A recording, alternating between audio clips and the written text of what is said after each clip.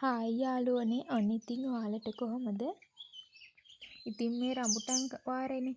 ඉතින් ඔයාලත් අනිවාර්යෙන්ම කනවා ඇති. ඉතින් මේවට ආස නැති කෙනෙක් නැති තරම්. ඉතින් වෙළඳ පොලෙන් හරි අරන් ඔයාලා මේව කනවා.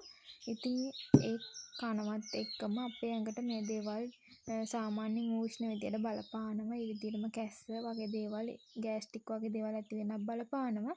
ඉතින් ඒකට විසඳුමක් හැටියට පෝෂ්‍යදායක කහ කිරි එකක් හදාගන්න විදිහ තමයි අද මම අරගෙන ආවේ. ඉතින් අද විශේෂයක් තියෙනවා. ඉතින් මම මේක හදාගන්නේ පොල් කට්ටේ. ඉතින් ඊට අමතරව අපිට මෙතන ප්‍රධාන අමුද්‍රව්‍ය විදිහට කහ අරන් තියෙනවා. ඊට පස්සේ පෙරණයක් අරගෙන තව අපි පිළිගන්නවන වීදුරුවක් අරගත්තා. අද මම මේකට ෆ්‍රෙෂ් මිල්ක් නෙවෙයි දාගන්නේ. මොකද මං ගාව තිබ්බ කිරිපිටි. ඉතින් කිරිපිටි උනත් ප්‍රශ්නයක් නැහැ. මේකට ගන්න පුළුවන්.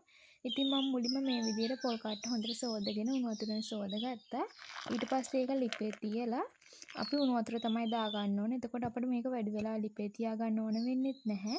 ඉක්මනට හදාගන්න පුළුවන්. ඔයාලා බය වෙන්න එපා. මේ වෙලාවේදී පොල් කට්ට පිච්චෙන්නේ නැහැ. මොකද අපි විනාඩි 5ක් වගේ කාලයක් තමයි ලිපේ තියාගන්නේ. ඊට පස්සේ මම ඒකට කිරිපිටි මේසැඳ දෙකක් එකතු කරගත්තා. ඔයාලා ගන්න උණු වතුර ප්‍රමාණයට අවශ්‍ය වෙන විදිහට පිටි දාගෙන කිරි එක හදාගන්න ඕන.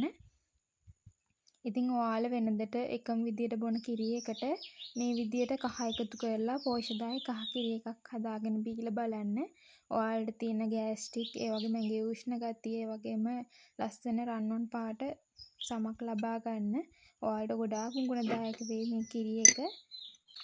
ඉතින් ඒකට මම අරගත්ත කහ ටිකක් දාගෙන හොඳට කලවම් කරලා නටව ගන්න ඕන නැහැ. මොකද උණු වතුර අපි දාගත්ත හින්දා නටව ගත්තොත් මේකේ තියෙන කිරි එක කැටි ගහන්න බලාවි.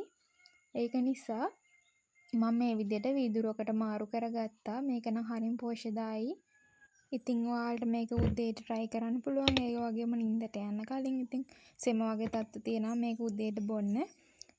සතියට දවස් 2ක් බිව්වත් ඇති. ඉතින් හැමදාම බොන්න පුළුවන් නම් ගොඩාක්ම හොඳයි.